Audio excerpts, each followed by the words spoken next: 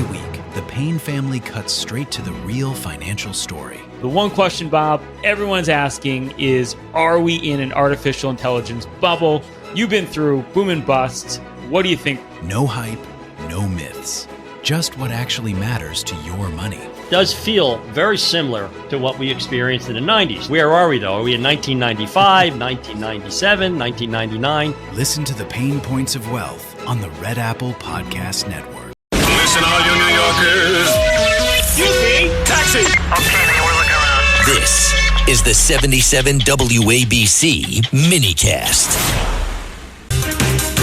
It is being investigated as a hate crime. Police have in custody the man they described as emotionally deranged, an emotionally disturbed person. His vehicle rammed into the Chabad headquarters here in New York City and Brooklyn, and there's footage that shows the actual suspect inside the major synagogue where he had been inside weeks earlier. Dominic Carter here with you. There is so much to talk about this hour.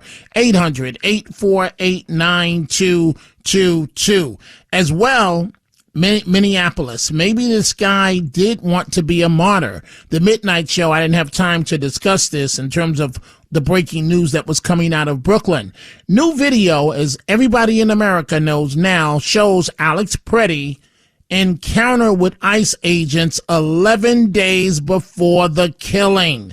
He's spitting at agents in their vehicle, and then kicks out a taillight. What happened to this nice nurse, ICU nurse, that took care of veterans? So let's deal with this right now. On social media, some of you are posting to me and are posting publicly that there are reports that he was about to lose his job, that he had lost his job. I've seen every single one of them. I have looked into them, but I have not been able to confirm that information thus far. That's why I have not gone with it as of yet. But I've seen all of your comments. But this guy actually kicks out the tail light. He's so angry.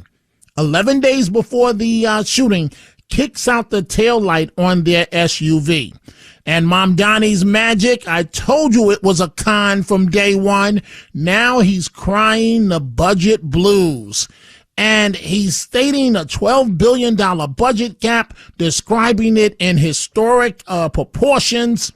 Folks, what this is part of his shakedown to try and get the tax increase on the rich. Dead on arrival. It was never going to happen, especially considering that this is an election year. And this is also him setting the stage for his people, to the people that he sold $1 and a dream to, that he's not going to be able to deliver on anything. So in other words, he's got the job. And so now here comes the pain, and not the magic, not the free that he promised you. So what am I talking about? For example, the NYPD has been ordered to cut back on overtime. Hint, hint. Remember, this guy doesn't like cops. Cut back on overtime. So you don't have the appropriate number of cops, and now you want to cut back on overtime? How is that exactly going to work? Again, 800-848-9222. The sound you're about to hear, the vehicle smashing into 770 Eastern Parkway in Brooklyn. Yo, everyone move! Move! What are they doing? What is he doing?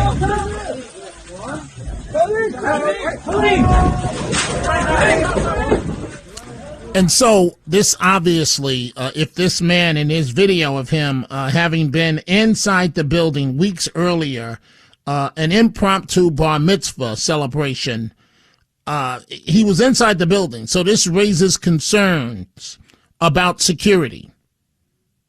And this could have been an absolute nightmare. So the community, the Jewish community, welcomed him with open arms. An impromptu bar mitzvah, and look how he pays the community back. Mayor Mamdani, realizing the political stakes for him, considering that he's been called anti-police, anti-Semitic, rushed to the scene last night with the police commissioner and State Attorney General Letitia James. This is what the mayor had to say. Thank you, Commissioner. I am relieved that no one was injured in this horrifying incident.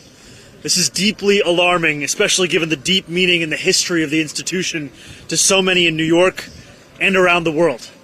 And on today of all days, the yard site of Rabbi Schneerson and the leadership of Menachem Mendel Schneerson, any threat to a Jewish institution or place of worship must be taken seriously.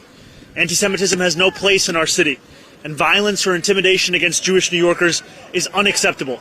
I stand in solidarity with the Crown Heights Jewish community, and I'm grateful to our first responders for taking swift action. I will keep New Yorkers updated as we learn more about this incident. And now I'm going to pass it over to our Attorney General, Tish James. Mayor Mamdani, folks, I told you he was a disaster as a candidate. He's a disaster as mayor. 10, 11 people died in the cold weather. He says, leave them outside. Then he says, oh, we're rushing to pick them up. And we have one person to blame for this. You know I'm not going to say his name, that third candidate in the race for mayor. I don't even blame Mamdani. I blame that third candidate in the race for mayor who's mighty quiet these days.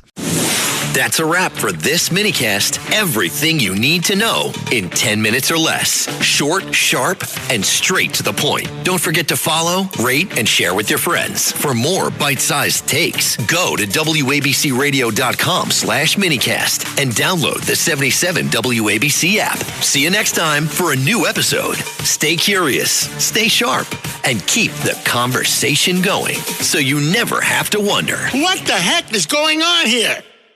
Every week, the Payne family cuts straight to the real financial story. The one question, Bob, everyone's asking is, are we in an artificial intelligence bubble?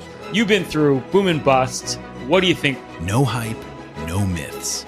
Just what actually matters to your money. Does feel very similar to what we experienced in the 90s. Where are we, though? Are we in 1995, 1997, 1999? Listen to the Pain Points of Wealth on the Red Apple Podcast Network.